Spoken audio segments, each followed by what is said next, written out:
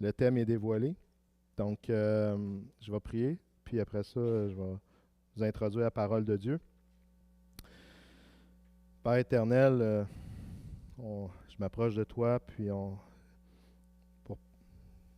c'est un honneur, Seigneur, de présenter ta parole, Seigneur. On s'approche de toi, non pas, Seigneur, avec la peur comme devant la montagne sainte, Seigneur, craignant, Seigneur, de périr si on y touche, mais comme d'un feu dévorant, Seigneur, d'une lumière très sainte. Que tu nous aimes, Seigneur, puis que tu veux, Seigneur, qu'on reçoive de toi. Tu donnes généreusement, Seigneur, tu as donné ton Fils afin qu'on puisse être sauvé, Seigneur, par lui, qu'on puisse vivre par lui, Seigneur, et hériter de la vie éternelle. Merci, Seigneur, pour cette parole que tu nous as laissée, qui nous guide, Seigneur, par ton Saint-Esprit. Je te prie, Seigneur, que on sorte ici transformé, puis avec la ferme assurance, Seigneur, que tu marches au-devant de nous, que tu nous aimes d'une façon que tu as payé le prix pour nous. Puis merci pour tout ce que tu vas faire. Dans ton précieux nom, Jésus. Amen. Donc, l'amour de Dieu. Je voulais amener ce thème-là suite aux enseignements qu'on a eus, mais aussi suite à des méditations personnelles, surtout durant mon jeûne que j'ai fait récemment. Puis, c'est pas facile de parler des attributs de Dieu, surtout son amour. Moi, c'est de me restreindre qui est difficile, là, parce que je peux partir dans tous les bords, mais l'amour de Dieu, c'est un thème qui est très grand dans la parole, qui est d'un couvert à l'autre. C'est une grande tâche là, de s'attaquer à ça. Mais je voulais, premièrement, on peut changer d'acétate, mais je voulais vous encourager, mais m'encourager moi-même dans cet amour-là qui est invariable. Donc, il ne change pas, tout comme Dieu ne change pas lui-même. Donc, en tant qu'être humain, ma prémisse de base, c'est que souvent, on a des responsabilités, on a aussi des devoirs face à ces responsabilités qui en découlent. Puis, d'un fois, on manque de motivation. Motivation par rapport à ce qu'on a à faire. Puis, la psychologie humaine, qui est mon domaine d'étude, trouve deux essences à la motivation. La première, peut être un bénéfice agréable, on pourrait appeler amour, ou l'évitement d'une conséquence négative, qui peut être la peur. Donc, c'est les deux prémices de base sur toute la motivation humaine. Et de là découlent toutes les sciences là, de la motivation. Mais c'est soit pour un bien, un gain, ou c'est soit pour éviter une conséquence. Mais qu'en est-il d'un enfant nouveau-né? Est-ce qu'on reste sur cette façon d'être motivé dans la vie? Est-ce qu'on continue avec notre nature qui est charnelle, qui est celle qui est donnée par les études en psychologie, ou la parole de Dieu nous dit qu'on a une autre source de motivation? Donc, c'est ce que je m'apprête à regarder avec vous. L'amour de Dieu est un des nombreux attributs, comme je l'ai dit tantôt, en plus de la justice, la droiture, sa bienveillance, sa miséricorde, sa grâce. Donc, on pourrait faire la liste, là, mais c'est un des attributs de Dieu, puis c'est aussi un don qu'il nous a donné par son Saint-Esprit. Donc, ça fait partie On a parlé des dons spirituels la semaine dernière avec Pasteur Sylvain. Le Saint-Esprit nous donne cet amour quand on a accepté notre Seigneur et Sauveur Jésus-Christ dans notre vie. Donc, ce don-là d'amour, on l'a avec l'Esprit Saint qui vient en nous. L'amour de Dieu s'exprime dans la parole de différentes façons. On a l'amour pour son peuple élu, ses élus aussi dans le Nouveau Testament, ceux qui vont accepter Christ comme Sauveur, comme Seigneur, comme le oint de Dieu, comme le Fils qui était annoncé, comme Christ. On a aussi l'amour qui est dépeint envers ceux qui le craignent. On peut parler, pas Nicodème, l'autre, là, tout cas, je l'ai écrit, mais je ne l'ai pas écrit là. Corneille, excusez, je cherchais son nom. Donc, Corneille, qui était un craignant Dieu. Donc, c'est quoi, c'est un craignant Dieu? On peut penser aussi au centurion, qui est un craignant Dieu. Donc, ceux qui craignent le Seigneur, c'est décrit dans la parole que l'amour de Dieu est déversé aussi sur eux. Ceux qui suivent ses lois et ses ordonnances. Donc, on avait ceux qui se sont joints au peuple d'Israël, qui sont devenus juifs, soit avec ou sans circoncision, mais la plupart du temps, c'était avec circoncision, et qui suivaient les lois et les ordonnances et qui donnaient au peuple juif. Mais si on en reste là, si vous voyez en bas, la seule conclusion qu'on peut en avoir, c'est qu'on a une belle religion. Mais Christ, c'est plus que ça. L'amour de Dieu est plus que ça. Donc, prochaine acétate, je veux qu'on regarde qu'est-ce que Jésus a témoigné de l'amour de Dieu. Ben, Jésus est venu nous montrer, la parole dit que la loi est venue par Moïse, puis que la grâce et l'amour est venu par Christ. Donc, il nous a démontré l'amour de Dieu. Un verset qui nous démontre ça, c'est Jean 13, 34, 35, qui nous dit « Je vous donne un commandement nouveau. Aimez-vous les uns les autres, comme je vous ai aimé. Vous aussi, aimez-vous les uns les autres. À ceci, tous connaîtront que vous êtes mes disciples, si vous avez de l'amour les uns pour les autres. » Donc, je l'avais fait quand j'ai fait l'étude de 1 Jean, j'avais regardé avec vous, c'était quoi la différence entre le nouveau commandement et l'ancien commandement. Je vous donne un nouveau commandement qui est « Aimez-vous les uns les autres ». Pourquoi c'était un nouveau commandement? Parce qu'il était déjà dans l'Ancien Testament, « Aimez-vous les uns les autres ». Mais le nouveau commandement, c'est celui-là, c'est « Comme je vous ai aimé ». Ça m'aborde un petit peu plus haut, mettons. Parce que Christ a mis le comble à son amour en mourant même pour ses ennemis. Donc, c'est quoi cet amour-là? Comment on peut le regarder? Comment on peut s'approcher de cet amour-là puis le recevoir pour nous, croyants? Mais Jésus, il nous montre l'amour aussi dans Jean 15, 9, 10, qui dit « Comme le Père m'a aimé, je vous ai aimé. Demeurez dans mon amour. Si vous gardez mes commandements, vous demeurez dans mon amour. De même que j'ai gardé les commandements de mon Père et que je demeure dans son amour. » Et là, on tombe un peu dans la loi, là, parce qu'il y a des commandements. Mais le commandement de Christ, c'est l'amour. Donc, comment on peut commander à quelqu'un de nous aimer? On passe outre le libre arbitre, puis tu vas m'aimer à partir d'aujourd'hui? Ou... Donc, il y a quelque chose ici entre la loi puis la démonstration de cet amour-là que Christ nous a fait. Et lui passe par « comme le Père m'a aimé ».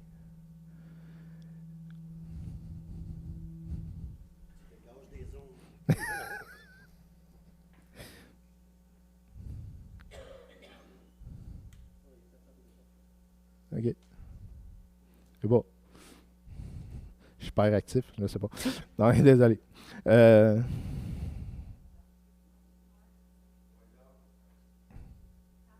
2, 1, 2, 1, 2, testing. Ça marche? OK. C'est toi. OK. Il y en a un qui ne veut pas que je vous parle de l'amour de Dieu, je pense. Donc, on peut y aller à Capella, ne me dérange pas. OK. OK. La barre à terre. C'est correct, ça?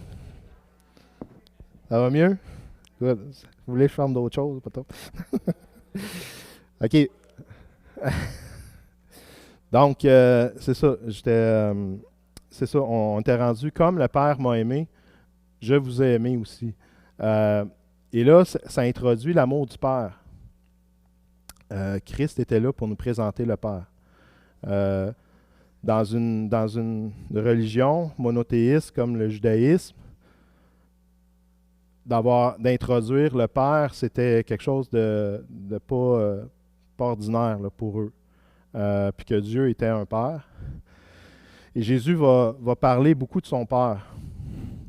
Donc, c'est pas moi qui parle, c'est ce que je vous enseigne, c'est ce que mon Père m'a enseigné, etc. Donc, si l'amour de Dieu, comme Jésus amène introduit cet amour-là comme venant du Père, et lui, il est là, qui nous a aimés comme le Père, lui, l'a aimé. Donc, on est introduit dans une relation avec Dieu par Christ. Ensuite, Jésus nous explique le sens de la loi. Il parle de l'autorité qui a été donnée. Donc, c'est ce que je disais là, dans Marc 1, 22. Ils étaient frappés de sa doctrine car il enseignait non comme étant, il enseignait comme ayant l'autorité, non pas comme les scribes. Donc déjà, ils reconnaissaient que Jésus n'enseignait pas comme leurs enseignants contemporains qui étaient des scribes et des pharisiens. Il enseignait comme ayant l'autorité qui venait de Dieu, Dieu le Père. Aussi, dans Jean 12, 49 à 51, ça dit « Car je n'ai point parlé de moi-même, mais le Père qui m'a envoyé m'a prescrit lui-même ce que je dois dire et annoncer. Et je sais que son commandement est la vie éternelle. C'est pourquoi les choses que je dis, je les dis comme le Père me les a dites. » Donc si cet amour-là que lui a reçu du Père, il nous le redonne. Les paroles qu'il a reçues du Père, il nous le redonne également. Mais, encore là, ça reste qu'on a un commandement à suivre. Aimez-vous les uns les autres. Et comment on interprète cette loi-là qu'il nous donne, qui a été donnée au judaïsme, puis qui est maintenant à nous, ce commandement de suivre l'amour. La loi et les prophètes servaient à un. Quand on regarde la loi, que ce soit dans le Deutéronome, dans le Lévitique, dans l'Ancien Testament, elle servait à la protection de l'homme, entre autres les enseignements de Dieu. On peut aller voir aussi dans les Proverbes, les Psaumes. Donc, c'était pour protéger l'homme. Protéger aussi la femme. Il y avait le mariage, il y avait d'autres commandements aussi pour protéger la femme, la protection des enfants. Donc, il y avait l'héritage, il y avait l'honneur, il y avait plein de commandements. On avait la protection aussi des autres, donc les balustrades sur les toits pour que les gens tombent en bas. Il y avait des restitutions aussi qui étaient faites. La protection de la terre, donc il fallait laisser un an de repos à la terre pour cultiver tout le temps. Protection aussi du peuple. Le peuple juif était pour être mis à part, un peuple à part pour Dieu. Donc, il y avait certaines lois qui étaient là, dont les villes de refuge. Mais si on va au cœur de la loi, on voit aussi le caractère de Dieu. Dans tout cela, on voyait le cœur et l'amour de Dieu, entre autres, sa grâce. Une faveur imméritée, c'est la description de la grâce. Donc, qu'est-ce qui était immérité? Bien, entre autres, le jubilé. Le jubilé, c'était la période après 40 ans, 49 ans, la 49e année, où tout était relâché. Donc, la personne qui s'était mise, qui n'avait pas les moyens, pouvait se mettre esclave sous quelqu'un d'autre et pendant ce 49 ans le servait. La 49e année, il était relâché, il pouvait retourner dans sa maison. Sa dette était tételestai, hein? On sait c'est quoi? La dette est payée. Donc, le jubilé était un événement de grâce. Ensuite, la miséricorde, on la voit aussi comme une conséquence évitée. Qu'est-ce que la miséricorde? C'est ça, une conséquence qui est évitée ou une conséquence qui est remise.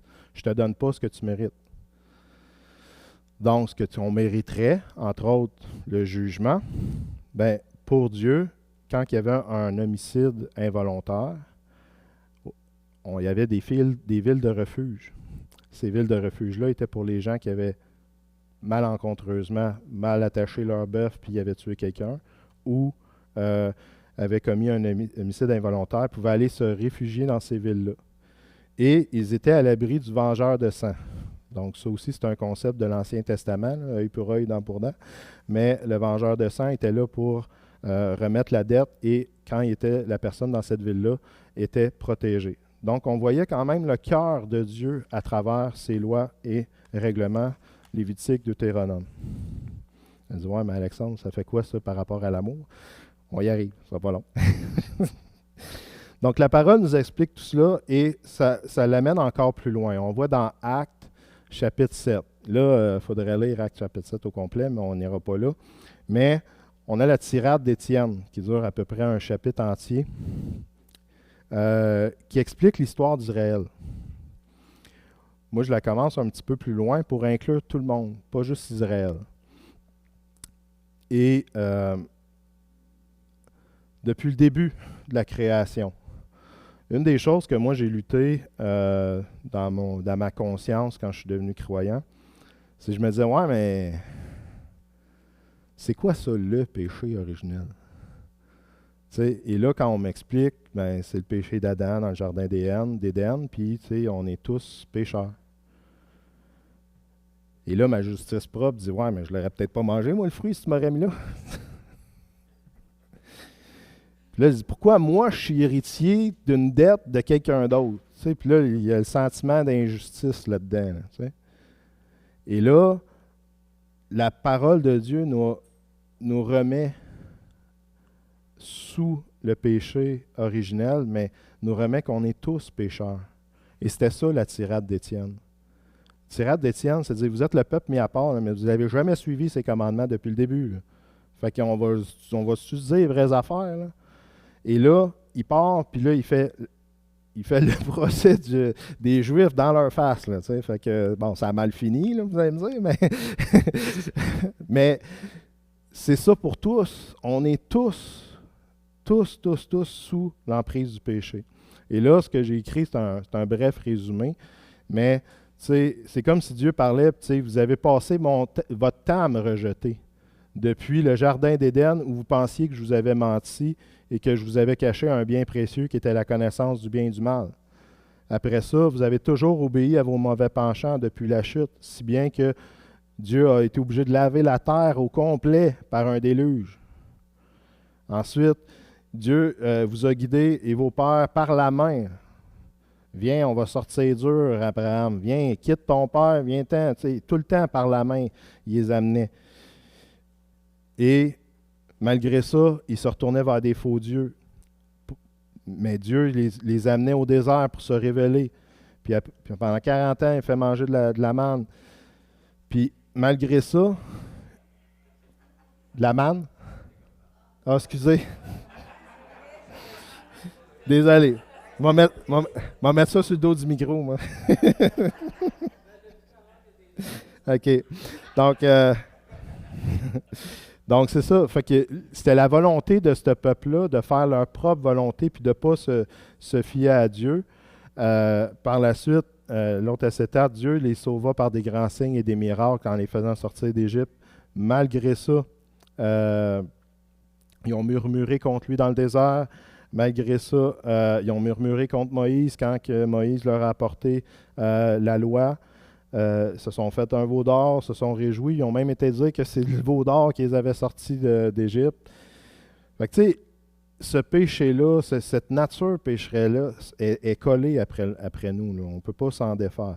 Et malgré tout, Dieu, malgré qu'ils ont toujours été rebelles à Dieu, puis que Dieu a dit que c'était un peuple au cou raide, ce peuple-là, mais on peut regarder les Juifs et on va dire, ben nous autres, on est peut-être meilleurs qu'eux autres. Tu sais. Mais non, pas vraiment. Donc la parole nous dit, dans Romains 3, 23, « Car tous ont péché, tous sont privés de la gloire de Dieu. » Et on est tous sous l'emprise du péché. Dans Colossiens 1, 21, « Et vous, vous étiez autrefois étrangers et ennemis par vos pensées, par vos mauvaises œuvres. Il vous a maintenant réconciliés par sa mort dans le corps de sa chair. » Donc, ça, c'est notre nouvelle position en Christ. On est passé de la mort à la vie. On est passé de rebelles, d'enfants de colère, nés pour la colère, destinés à la colère de Dieu. Et pourquoi je voulais parler de l'amour? C'est parce que c'est dur d'avoir de l'amour universel.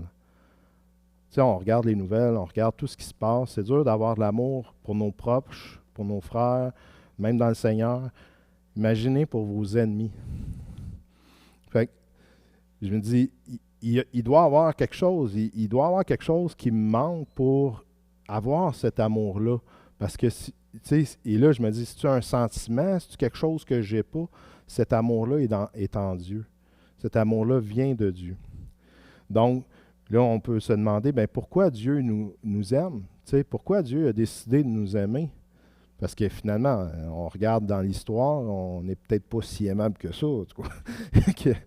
Et là, Dieu répond à cette question-là dans Ésaïe. Il dit, le Saint d'Israël, ton sauveur, parce que tu as du prix à mes yeux, parce que tu es honoré et que je t'aime. Plus loin, il va dire, dans le fond, l'amour de Dieu est motivé que par lui-même, pour sa gloire à lui. Il va dire plus loin, c'est moi qui efface tes transgressions pour l'amour de moi, et je ne me souviendrai plus de tes péchés. Donc Dieu, c'est un choix qu'il a fait. Il a décidé d'aimer l'humanité, sa création. Il a décidé de la sauver. Il a décidé de le faire à travers un peuple qui garde l'histoire du temps, le peuple juif. Et par ça, on voit qu'il y a une suite, une continuité qui va aller jusque dans l'Apocalypse. Et on voit aussi qu'il soit choisi un peuple pour l'honorer et le servir, qui est, à travers Christ, les croyants. Donc, l'amour de Dieu se répand sur tous. Pas juste ses croyants, mais sur tous. Il nous a tous aimés. C'est un choix qu'il a fait. Dans Matthieu 5, 45, « Afin que vous soyez fils de votre Père qui est dans les cieux, car il fait lever le soleil sur les méchants et sur les bons. Il fait pleuvoir sur les justes et les injustes. » Donc son amour se déverse sur tous. Donc nous sommes bénéficiaires de son amour, mais en sommes-nous remplis? Donc, j'ai sorti les 4 formes d'amour. Je sais qu'on est habitué d'en voir juste 3, mais dans le grec, il y en a une 4e. C'est pas tout le monde qui la garde, là, la première, qui est l'amour storgé. Même ça s'écrit, c'est pas moi qui l'écris. C'est en grec, qui veut dire l'amour familial. Entre autres, l'amour d'une mère pour son enfant, mais ça peut être l'amour familial, frère et sœur. Après, on a l'amour philéos. Si on connaît plus ça, l'amour philéos, qui était ce que Jésus va dire à Pierre quand il réapparaît. Il dit, tu m'aimes-tu au moins philéo? Tu n'es pas obligé de m'aimer agapé, mais tu m'aimes-tu au moins comme ton ami? Donc, si oui, ben paie mes brebis. Donc, l'amour philéo amical. L'amour éros, donc attirance physique homme-femme. Vous allez voir le Cantique des Cantiques, mais il y a aussi l'amour agapé dans le Cantique des Cantiques, qui était l'image d'Israël, l'amour de Dieu pour son peuple. Et finalement, l'amour agapé, l'amour divin qui surpasse la capacité de l'homme à aimer. Cet amour-là, justement, il est divin. Donc, s'il est divin, c'est parce qu'il vient de Dieu, puis il faut qu'il soit nourri par Dieu. Donc, l'autre acétate, je vous ramène encore dans 1 Jean. « Bien-aimés, aimons-nous les uns les autres, car l'amour est de Dieu, et quiconque aime est né de Dieu et connaît Dieu. » Donc, si l'amour est de Dieu, c'est vraiment comme tient son origine de Dieu. Donc, ce qui veut dire que ce n'est pas un amour naturel, mais un amour que son origine est de Dieu, par le fruit du Saint-Esprit qui vient de Dieu et qui appartient à Dieu. Donc le Saint-Esprit, 3e personne de la Trinité, appartient à Dieu.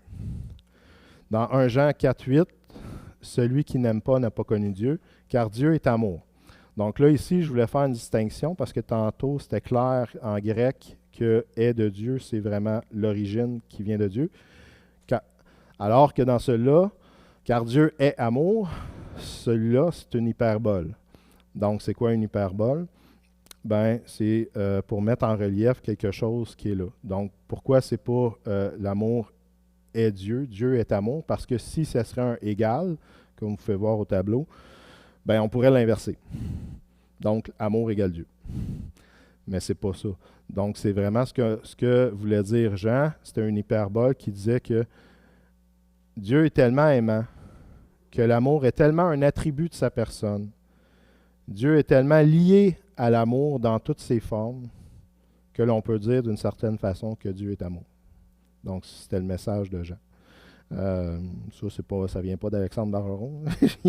J'ai cherché vraiment, puis c'est des théologiens qui ont mis ça en place, puis c'est vraiment bien décrit là, dans le grec. Donc, mais on peut se demander, c'est quoi l'amour agapé finalement? Donc, c'est quoi cet amour-là qui soutient, que Dieu nous donne et qui nous soutient et qui fait en sorte qu'on peut aimer jusqu'à nos ennemis, puis entre guillemets, jusqu'à la mort.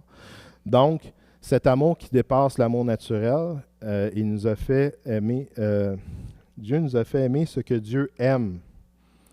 Donc, Dieu, en nous donnant son Saint-Esprit, il y a des nouveaux... On va citer Jeff Lorrain là-dessus, comme ça vous allez peut-être mieux comprendre qu'Alexandre Baron.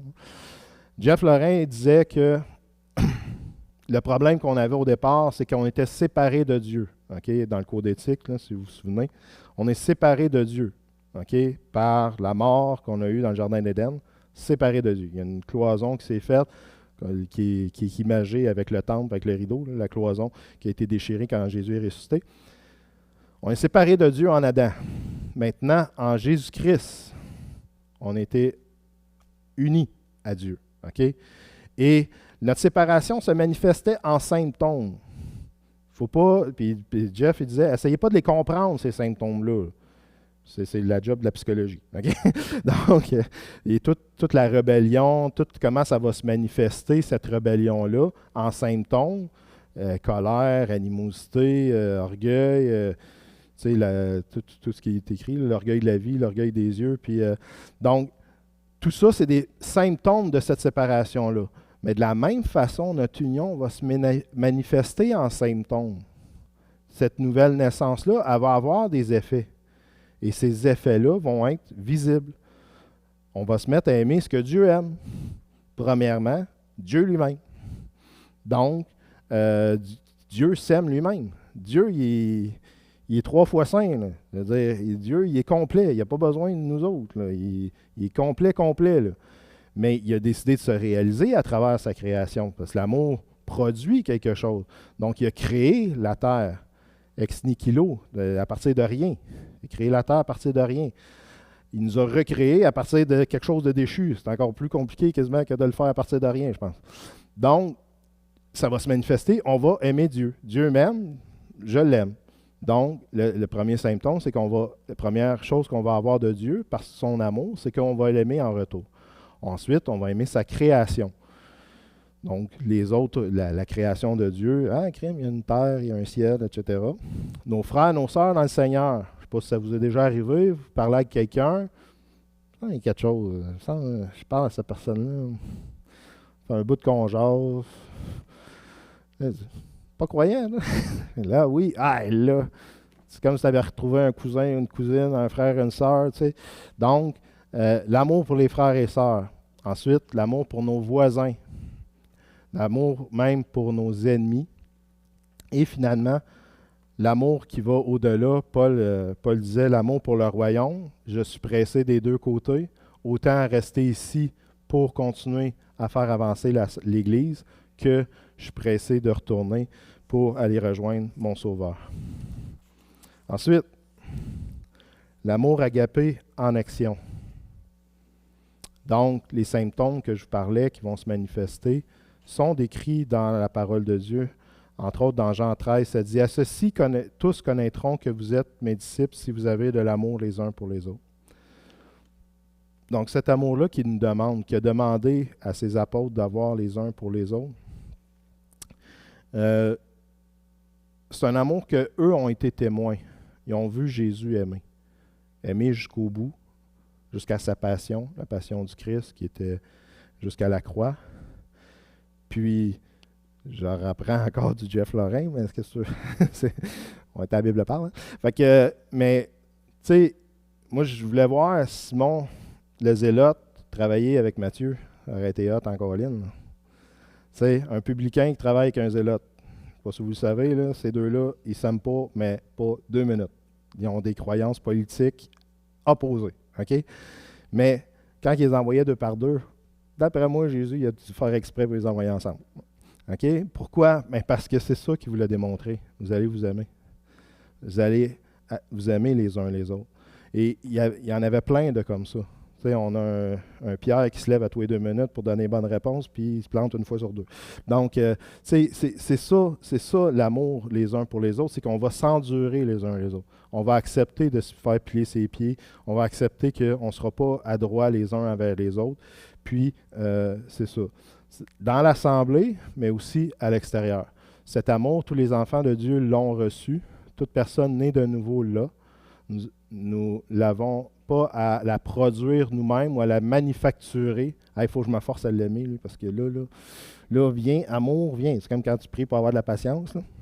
Donc, je ne sais pas vous autres, mais moi, ça ne marche pas. Okay. Donc, elle trouve son origine en Dieu, qui nous remplit de son amour à lui, afin que nous la déversions sur les autres. Vous voulez avoir de la patience, là? Priez Dieu, là, puis dire, lui, il me tape ses nerfs, lui, il tape ses nerfs, lui, il tape ses nerfs. Je vous garantis qu'après 10 minutes, il va dire, tu sais, quand tu faisais ça, toi, tu me tapais ses nerfs. Quand tu as fait ça, tu me tapais ses nerfs. Puis moi, je t'ai enduré. Fait que, endure donc le voisin. T'sais. Fait que, je ne sais pas vous autres, mais moi, ça me fait ça. Fait que quand vous forcez à aimer quelqu'un, là, lui, il faut que je l'aime, lui, il faut que je l'aime, il faut que je l'aime. Bien, vous allez voir que vous, il y a bien des fois, vous n'étiez pas aimable, puis qu'il y a bien du monde qui vous ont enduré longtemps, puis ça peut revenir même jusqu'à la petite enfance que vous avez faite à vos parents, crée-moi. Donc, c'est ça. Et un exemple de l'amour qui va agaper, j'ai sorti cet exemple-là parce que je pense qu'il c'est pas n'importe quoi. David Wilkerson, dans son livre La croix et le poignard, raconte son témoignage de sa rencontre avec Nicky Cruz. Et un bout dans son livre, ce que moi je pense que c'est un des meilleurs bouts de son livre, mais il raconte cet exemple-là qu'il est allé voir Nicky Cruz, qui était un chef de gang de rue de New York. Puis il est allé cogner à sa porte, puis il a dit, ben écoute, il dit, j'ai un message pour toi, Jésus t'aime. Puis là, Nicky Cruz, il dit, ouais, j'ai entendu parler de toi. Il dit, tu reviens cogner chez nous, il dit, m'a te découpé en morceaux, là, puis m'a te tué dans le parking qui est là.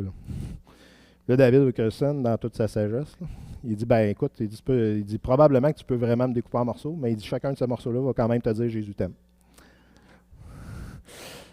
Et je suis sûr qu'à Nicky Cruz, sa face valait 100$ juste de la regarder parce qu'il va dire, il est plus fou que moi, lui. Parce qu'il dit, voyons, il n'y a personne qui est capable de me tenir tête, puis lui, il est venu me dire que Jésus t'aime, puis il croit à tel point que même si je le découpe, il m'a sorti cette phrase-là.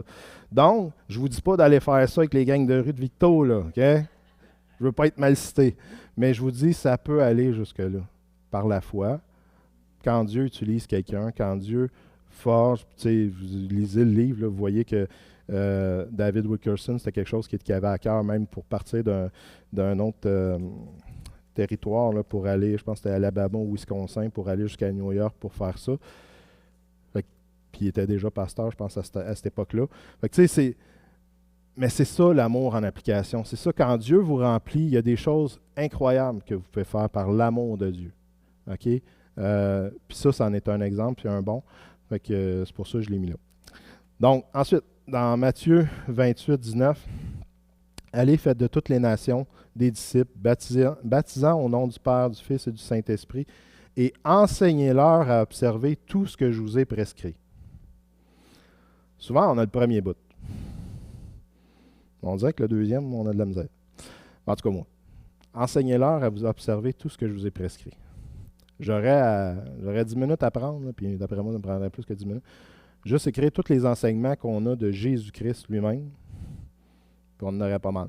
Puis après ça, je pourrais faire l'auto-critique de dire, est-ce que j'ai enseigné ça juste à mes enfants? Est-ce que j'ai pris le temps d'enseigner ça encore plus à un disciple? Puis est-ce que je connais vraiment tous les enseignements que Christ a prescrits? Donc, une des premières prescriptions que moi je pense qu'on devrait mettre en application, c'est enseigner leurs dons à s'aimer les uns les autres.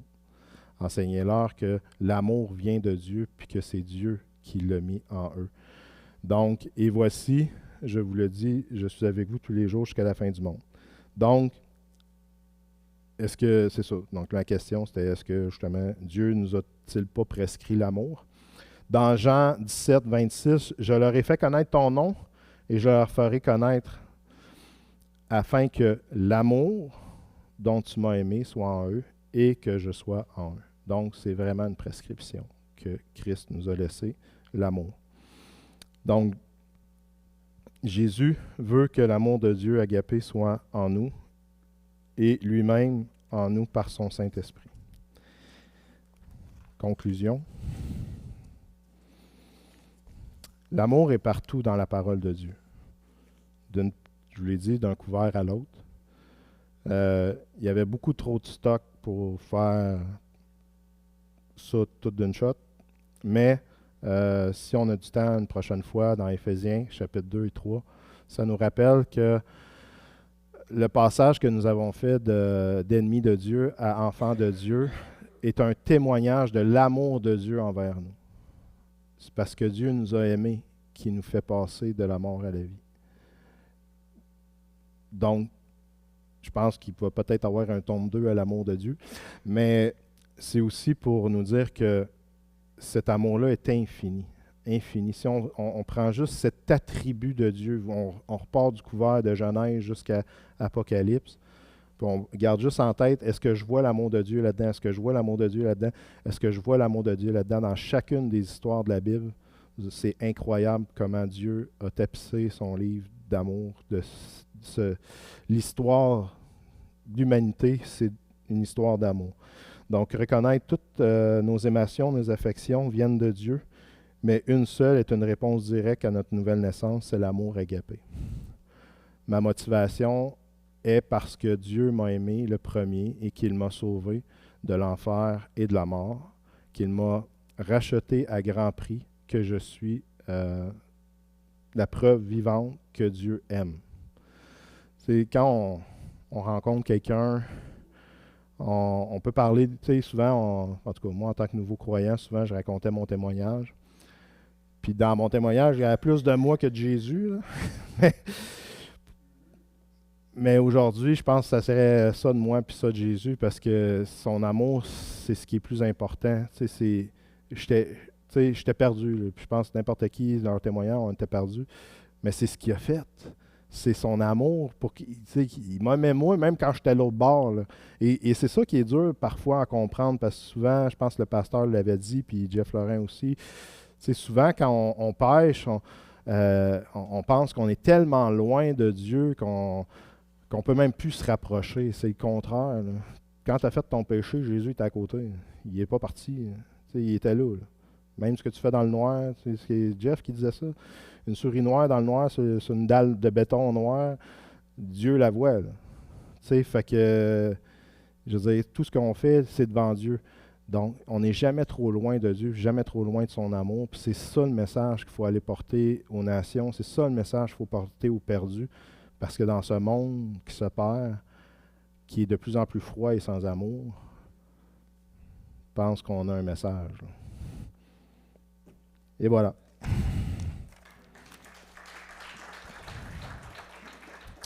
Fait que, soyez bénis.